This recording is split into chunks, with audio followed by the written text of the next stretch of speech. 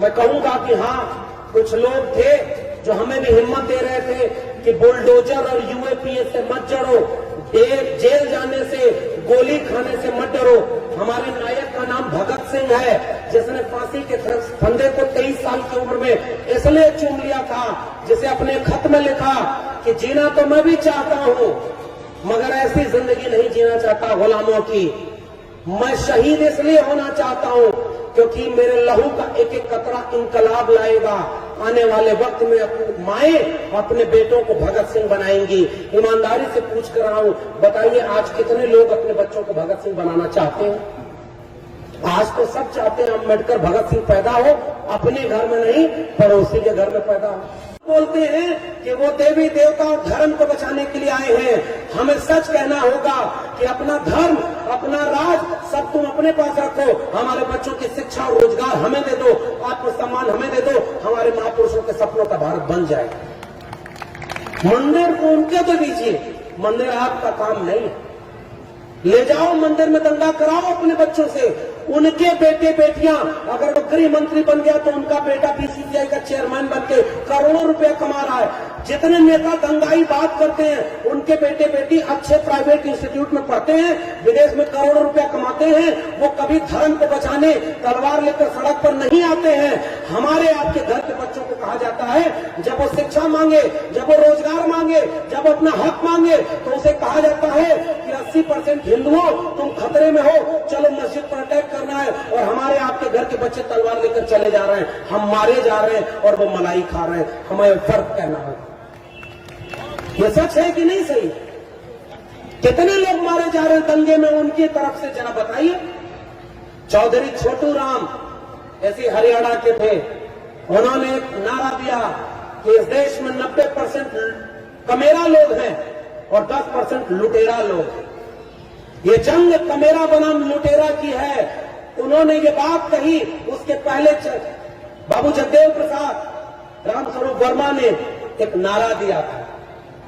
ये नारा केवल इसलिए नहीं बता रहा हूं कि मुझे याद है, ये नारा इसलिए आपके बीच में बता रहा हूं, बाबा साहब ने यूं ही नहीं कहा था कि जाओ इस देश की दीवारों पर लिख दो कि तुम इस देश के शासक हो, ताकि आत्मविश्वास आए कि डरना नहीं है, सीना तान के उन लोगों से लड़ना है जिनसे पुरखे लड़े थे और जीते थे। हमें भी जीतना होगा। इसलिए अतीत की तरफ लड़ते हैं जब आप, तो अपनी जड़ों से जुड़ते हैं ना।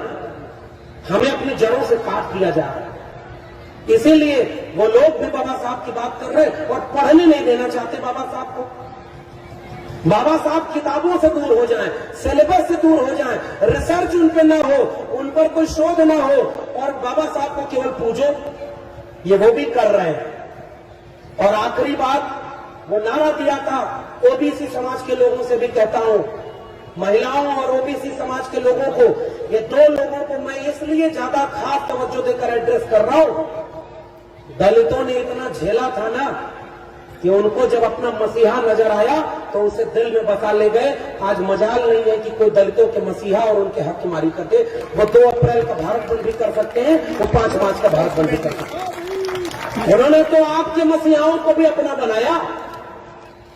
बाबा साहब ने 3 गुरु बनाए थे, तथागत बुद्ध, कबीर और महात्मा फूले, तीनों में से कोई दलित नहीं था। और बाद के लोगों ने बाबा साहब को केवल दलितों का नेता बता दिया। यह संकट है कि नहीं? महात्मा फूले को ओबीसी समाज के लोगों को पढ़ना चाहिए, वो माली जाति से आते थे।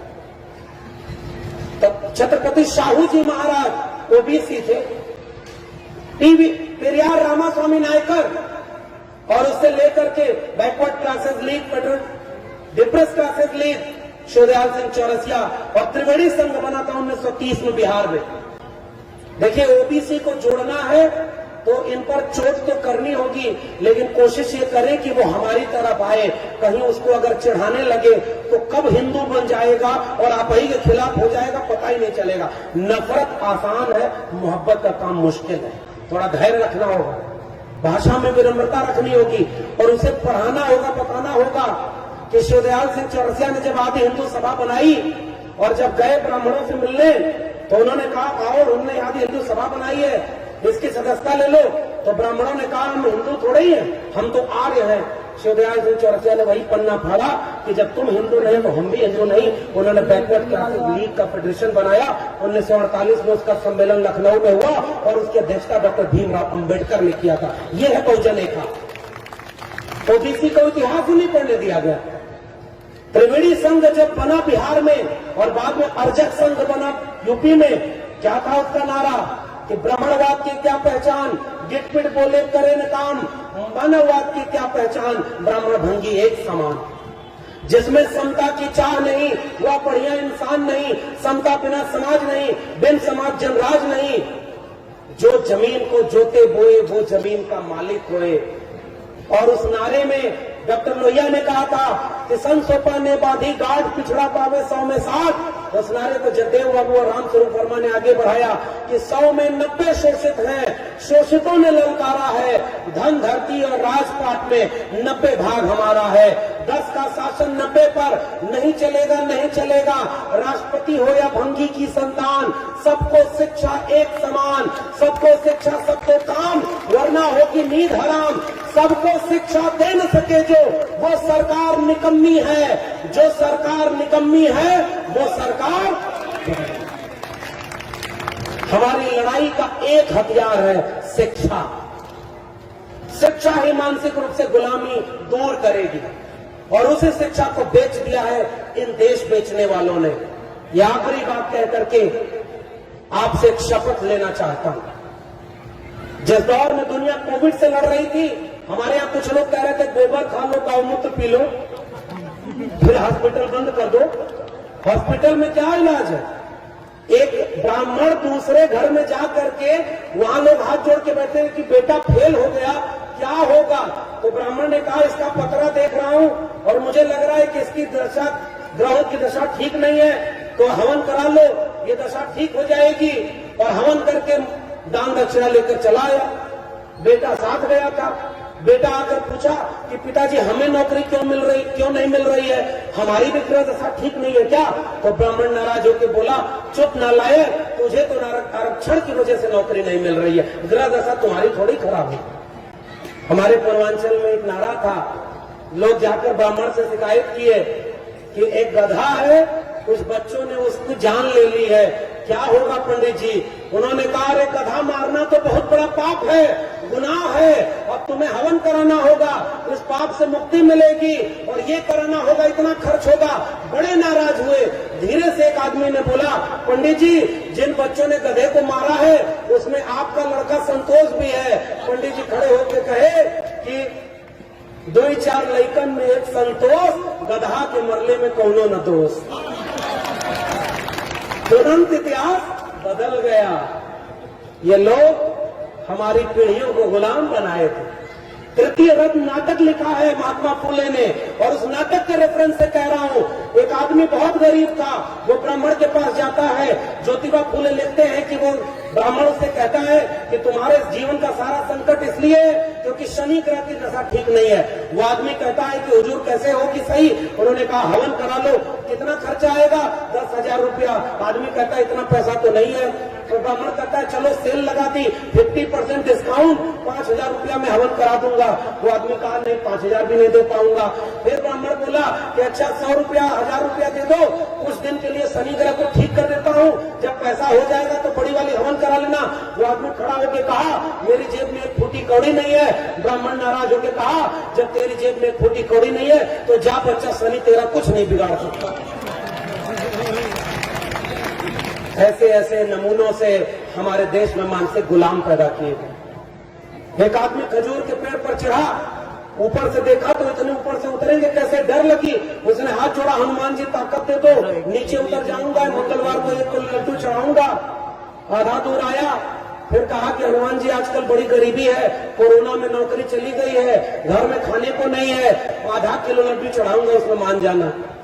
थोड़ा और नीचे आया और कहा कि देखो आपके यहाँ लड्डू तो बहुत चढ़ता होगा, मैं 250 ग्राम चढ़ाऊंगा, उतने में ही खुश हो जाना। करते करते वो जब जमीन पर उतरा तो कान पकड़कर उठक बैठक किया कि हनुमान जी आज से मैं पेड़ पर चढ़ूंगा, ना आपको लड्डू खिलाऊंगा।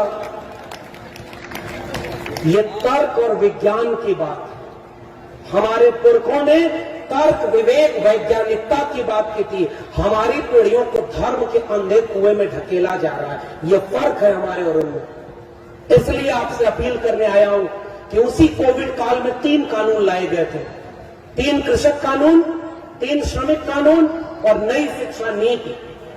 बाबा साहब आज होते तो जैसे किसानों का कोड़ा लिखने वाले फूले और किसानों को उसका हक दिलाने वाले डॉक्टर अंबेडकर किसानों के कानून के खिलाफ सड़क पर खड़े होते, वो नहीं थे फिर भी जागरूक लोग थे, तो बाबा साहब उन तस्वीरों में उन आंदोलनों के चेहरे बने हुए थे। सीएनआरसी का आंदोलन जब हुआ तो उस आंदोलन में सबसे बड़ा चेहरा अगर किसी एक नायक का था तो मुसलमानों के हाथों में भी जो तस्वीर थी वो डॉक्टर भीमराव अंबेडकर की तस्वीर थी।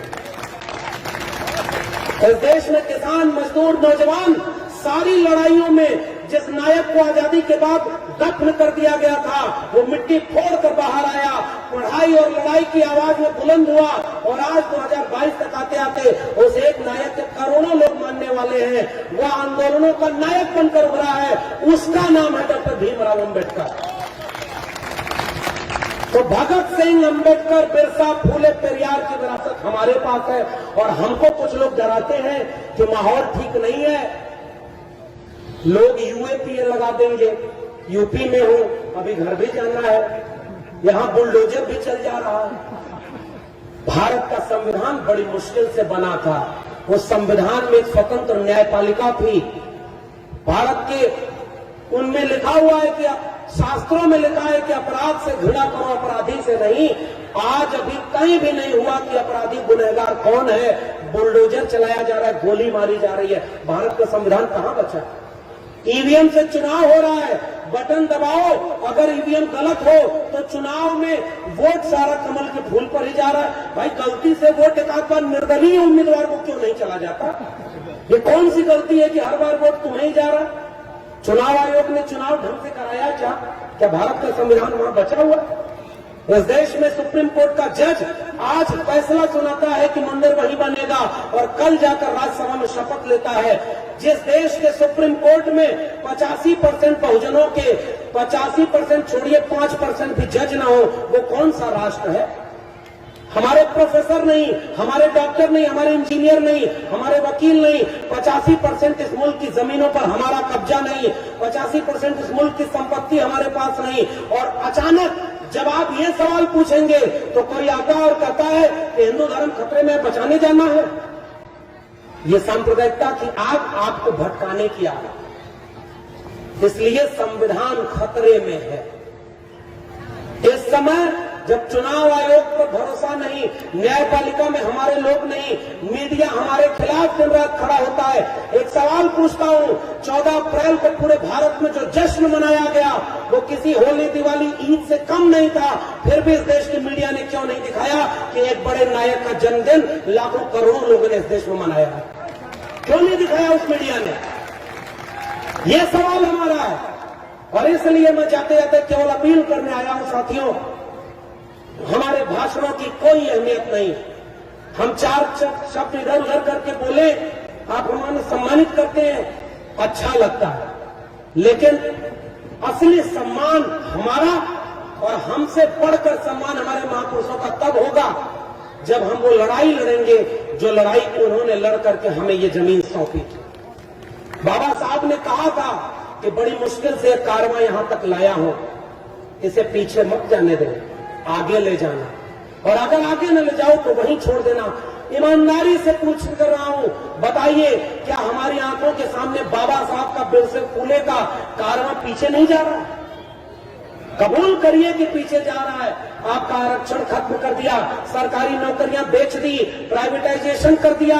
नारा उसने लगाया था, सौगंध मुझे इस मिट्टी की, मैं देश नहीं बिकने दूंगा, और आया तो रेल बेच दिया, सेल बेच दिया, और नवरत्न कंपनियां बेच दी, बैंक बेच दिया, और सब कुछ बेचने के बाद उसने आपके बच्चों की शिक्षा भी बेच दी। उसे चाय बेचते हुए किसी ने नहीं देखा, मगर उसने आपकी खुली आंखों के सामने उस स्टेशन, उस ट्रेन सबको बेच दिया जिसमें पता नहीं वो कब चाय बेचती। नाम मैंने किसी का नहीं लिया, इशारे में कह रहा हूं, आपको बहुत दिक्कत ना हो इसलिए कर रहा हूं। वो लोग सारा कुछ बेच रहे हैं जो हमारे पुरखों ने बनाया था, और हमारे पुरखों ने इस मुल्क को बनाया। इस देश के नाई, कुम्हार, लोहार, बढ़ई, मोची, मल्लाह, निषाद, आदिवासी, दलित, पिछड़े, इन्होंने मिलकर के उनके हाथों ने श्रम करके 90% लोगों ने इस दुनिया को रहने लायक बनाया और हमारे बच्चों से 90% हमारी धन, हमारी धरती, हमारा राजपाट छीन लिया और आज हम गुलाम बने बैठे और हमारी बनाई हुई संपत्ति को बेच रहा है वो बैठकर। वो नालायक बेटा कहा जाता है जो बाप की संपत्ति को बेचता है। हमारे पुरखों की संपत्ति है और हम बेचने दे रहे हैं। एक बात याद रखिए, दोष उसका भी नहीं है, उसने भी कह दिया है हमारा क्या है, हम तो फकीर आदमी हैं जी, झोला उठाकर चल देंगे किसी रोज। आप कहां जाएंगे? मैं आपसे सवाल पूछने आया। क्या आप अपने बच्चों को जवाब दे पाएंगे कि जब उनकी शिक्षा बेची जा रही थी तो आप क्या कर रहे थे? इस देश को अंबानी और अडानी के हाथों बेचा जा रहा था, तब आप क्या कर रहे थे? रेलवे, जहां बहुजनों की सबसे ज्यादा नौकरी थी, पूरा का पूरा रेलवे बेचा जा रहा है, हम क्या कर रहे हैं? इस देश में भारत का संविधान खत्म किया है, कर दिया गया है, हम आप कहां खड़े? ये सवाल है मेरा। आने वाली पीढ़ियां आपसे पूछेंगी, जब ये सब हो रहा था तुम अपने वक्त का सही सवाल पूछ रहे थे कि नहीं पूछ रहे थे? मैं कहूंगा कि हां, कुछ लोग थे जो हमें भी हिम्मत दे रहे थे कि बुलडोजर और यूएपीए से मत डरो, जेल जाने से, गोली खाने से मत डरो। हमारे नायक का नाम भगत सिंह है, जिसने फांसी के फंदे को 23 साल की उम्र में इसलिए चूम लिया था, जिसे अपने खत में लिखा कि जीना तो मैं भी चाहता हूं मगर ऐसी जिंदगी नहीं जीना चाहता गुलामों की। मैं शहीद इसलिए होना चाहता हूं क्योंकि मेरे लहू का एक एक कतरा इंकलाब लाएगा। आने वाले वक्त में अपनी माएं अपने बेटों को भगत सिंह बनाएंगी। ईमानदारी से पूछ कर रहा हूं, बताइए आज कितने लोग अपने बच्चों को भगत सिंह बनाना चाहते हैं? आज तो सब चाहते हैं अम्बेडकर भगत सिंह पैदा हो, अपने घर में नहीं पड़ोसी के घर में पैदा हो। हमारी चालाकियों ने हमसे बहुत कुछ छीन लिया। इसलिए आपका यह अपील आपसे मैं करने आया हूं, हमारी आवाज जब तक है तब तक बोलेंगे। हमारे पुरखे उनके पुरखों से, गोडसे, गोलवलकर, हेडगेवार से और दीनदयाल उपाध्याय और तमाम लोगों से तब नहीं डरे, बिरसा, फुले, अम्बेडकर बनकर खड़े रहे, तो ये डरपोक लोगों से हम डर जाएंगे क्या? हम आंख में आंख डालकर फुले, अम्बेडकर, पेरियार की बात करते रहे और जब तक बोलने की ताकत है तब तक करते रहे। बाबा साहब ने कहा था जिंदगी लंबी नहीं बड़ी होनी चाहिए। हम केवल तस्वीरों से नहीं, अब जंग को क्रांति तक ले जाने की जरूरत है। आइए ओबीसी समाज के लोगों, तुमसे पूछा था मैंने कि मैंने जब आरटीआई लगाई तो इस देश के 45 केंद्रीय विश्वविद्यालयों में 2019 तक तुम्हारे प्रोफेसर 0 थे। तुम्हारे जज नहीं है, तुम्हारे वकील नहीं है, तुम्हारे डॉक्टर इंजीनियर नहीं है। तो ओबीसी समाज के लोगों बताओ, तुम हिंदू थे तो तुम्हारा हक किसने मारा? दलितों बताओ तुम्हारा हक किसने मारा? आदिवासियों बताओ तुम्हारा हक किसने मारा? वही 10% लुटेरा लोग हैं जिन्होंने 90% संसाधनों पर कब्जा किया है। इस समय लेटरल एंट्री हो रही है। जानते हैं लेटरल एंट्री का मतलब क्या होता है? लेटरल का अर्थ होता है पीछे दरवाजे से, चोर दरवाजे से। और इस देश में सबसे बड़ा इम्तिहान है यूपीएससी आईएएस बनने का। इस देश में पिछले 3 साल में 340 लोग लेटरल एंट्री से बिना परीक्षा दिए, बिना इंटरव्यू दिए आईएएस ज्वाइंट सेक्रेटरी बन गए हैं। और उन 340 में से एक भी दलित, पिछड़ा, आदिवासी नहीं है। ये कौन सा हिंदू राष्ट्र है, मैं तुमसे पूछना चाहता हूं। अगर दलित, पिछड़े, आदिवासी भी हिंदू हैं तो जहां आरक्षण लागू नहीं है वहां हमारे लोग क्यों नहीं है भाई? मीडिया में आरक्षण नहीं, मीडिया में कितने ब्यूरो चीफ दलित, पिछड़े, आदिवासी हैं? सुप्रीम कोर्ट में आरक्षण नहीं है, बताओ कितने जज दलित, पिछड़े, आदिवासी हैं? तुमने दिन रात केवल आरक्षण को गालियां दी हैं, हमारे लोगों को अपमानित किया मेरिट के नाम पर। ये लेटरल एंट्री नई शिक्षा नीति के पीछे से चोर दरवाजे से आ गई है। हम जैसे प्रोफेसर लोग बन गए, आने वाली पीढ़ियों में अब आपके प्रोफेसर भी नहीं बनेंगे। 90 से 95% अभी भी इस देश के कुलपति, प्रिंसिपल, वाइस चांसलर सारे सवर्ण बने बैठे हैं। हमारे लोग तो वहां है ही नहीं। ये आज के सबसे बड़े सवाल थे। पुरखों की लड़ाइयों को हमारे सामने सौदा किया जा रहा है। बाबा साहब की मूर्ति तो बनेगी लेकिन उनके सपनों का भारत नहीं बनेगा। यहां खड़े हैं हम। इसलिए जाते जाते आपसे केवल एक अपील करके जा रहा हूं कि जब जब भी स्याह रात नाम लेती नहीं ढलने का, यही तो वक्त है सूरज तेरे निकलने का। लाख बुरी परिस्थितियां हो मगर उससे बुरी नहीं है जो ज्योतिबा फूले ने झेली। लाख बुरी परिस्थितियां हमारे सामने है मगर उससे बुरी नहीं है जो डॉक्टर अंबेडकर ने, माननीय कांशीराम ने झेला। वैसी परिस्थितियां नहीं है। ओबीसी समाज के लोगों ये बात जहां तक जाए पहचान के बताइएगा। उत्तर प्रदेश में मुख्यमंत्री थे राम नरेश यादव और बिहार में मुख्यमंत्री थे कर्पूरी ठाकुर और दिल्ली से बैठकर कुछ लोगों ने नारा बनाया था, आगे ही आ जाओ। दिल्ली से चमड़ा भेजा संदेश, भैंस चरावा राम नरेश और बाल बनावा कर्पूरी, ये नारा लगाया था। और उन लोगों को, ओबीसी लोगों को कहा जा रहा है कि तुम हिंदू हो, चलो खतरा में है, धर्म बचाने जाना है। मैं आपसे गुजारिश करके जा रहा हूं, 14 अप्रैल, 26 नवंबर, 6 दिसंबर, ये तिथियां तो हैं हमारे लिए महत्वपूर्ण। बाबा साहब की मूर्ति भी हमारे लिए महत्वपूर्ण है। जब भी सामने से गुजरेंगे हिम्मत लेकर गुजरेंगे कि हमारे बीच का एक व्यक्ति ऐसा भी था जिसने हमारा मुस्तकबिल लिख दिया। मगर आइए मूर्तियों तस्वीरों के दुरुपयोग करने वाले नेताओं को भी पहचाने और बाबा साहब फूले, अम्बेडकर, पेरियार, बिरसा को किताबों के जरिए ले चले सड़कों तक। अब इस देश को अगर कोई बचा सकता है, भारत के संविधान को कोई बचा सकता है, भगत सिंह अम्बेडकर बचा सकते हैं, बिरसा फूले बचा सकते हैं, अब्दुल कयूम अंसारी, आसिफ बिहारी बचा सकते हैं, सावित्रीबाई फूले, फूलन देवी बचा सकते हैं, मंडल कांशीराम बचा सकते हैं। जड़ों की तरफ लौटिए, क्रांति का आगाज करिए, तब जाकर के हम कुछ बदल पाएंगे। बहुत बहुत धन्यवाद, आपने मुझे मौका दिया। आप सभी को मैं आपसे ये बात कहने आया हूं कि जंगल में आग लगी, एक चिड़िया पानी डाल रही थी चोंच से, बाकी लोग हंस रहे थे कि ये क्या कर रहे हैं। उन्होंने कहा कि तुम्हारे एक बूंद पानी से ये जंगल की आग नहीं बुझेगी। उस चिड़िया का जवाब था कि मैं जानती हूं कि मेरे एक बूंद पानी से ये आग नहीं बुझेगी, मगर जब इस जंगल का इतिहास लिखा जाएगा कि जिस समय भारत को बेचा जा रहा था, आरक्षण खत्म किया जा रहा था, शिक्षा बर्बाद की जा रही थी, आपके मुल्क को दंगाई बनाया जा रहा था, उस समय मेरा नाम आग लगाने वालों में नहीं, आग बुझाने वालों में शामिल होगा। जय भीम, जय मंडल, संविधान जिंदाबाद। नेशनल दस्तक की आपसे गुजारिश है कि अगर इसको बचाना चाहते हैं तो नेशनल दस्तक को सब्सक्राइब करने के लिए रेड कलर के सब्सक्राइब बटन को दबाएं, फिर बेल आइकन की घंटी दबाएं। नेशनल दस्तक को बचाने के लिए बहुत जरूरी है कि हर खबर को शेयर करें, लाइक करें, कमेंट जरूर करें।